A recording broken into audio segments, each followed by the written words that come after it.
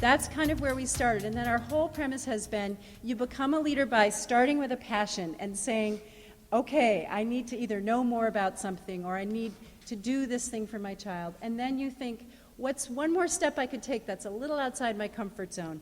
And that becomes your kind of zone of leadership development. Through our project, we've also had mentors working with our parent leaders, and Susan has been just a wonderful mentor for the parents she's worked with. And we've been really excited in some of the results of that project. And I guess we're just going to close out. You had a couple of examples from that. Because we want to stay right on time, I'll talk for 1 minute. But this is how Katie and I met. It's been a wonderful project. I've loved working with Katie and the other partners, and we have this whole project which you'll learn about. But how NAPI's been involved is we start off with identifying 3 parents within our organization throughout the country, and they enroll in this program, and they attend a parent leadership summit where we give training, like a couple days, and then they come up with their own projects and goals for the year of how they want to make an impact. And so there's been some exciting things that some of the parents have done. Some have gotten involved in state legislation. Some just helping to form a local support group. Some parents help just collaborate with agencies in creating parent resource rooms and working with our local agencies and schools for the blind. From that, we basically replicated the program.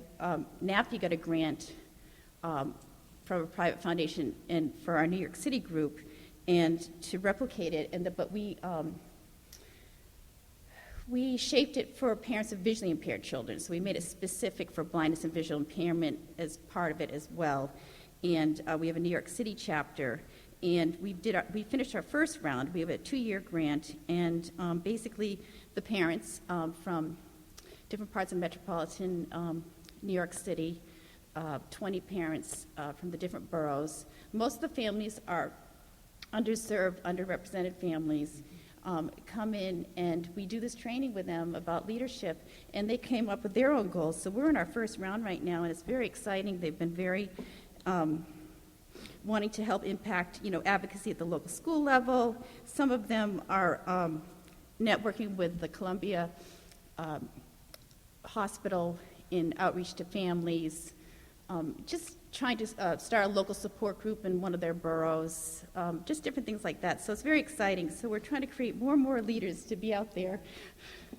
And just as a side note, the person who's organizing the New York City effort, along with Susan, was one of our original parent leaders in our project. So it's just kind of builds on itself. And when I was there last spring, working with you on your first day of kind of your workshop, I was just so struck because we were in this room, small room, with 16 new parents just starting out, and at the end of the day, we just went around the circle and said, what was important to you about today?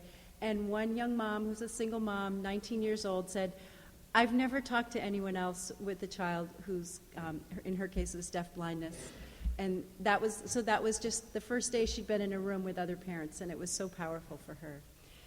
So that's just our parting thought for you, is the power of everyone in this room, the power of information, the fact that we're glad that information is more accessible than it was back in the days of the handwritten letters.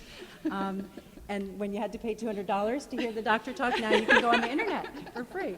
But the power that we all have together to really change things for our kids and for families, and to make everything that we do just a little bit stronger and better. So thank you very much. Thank you.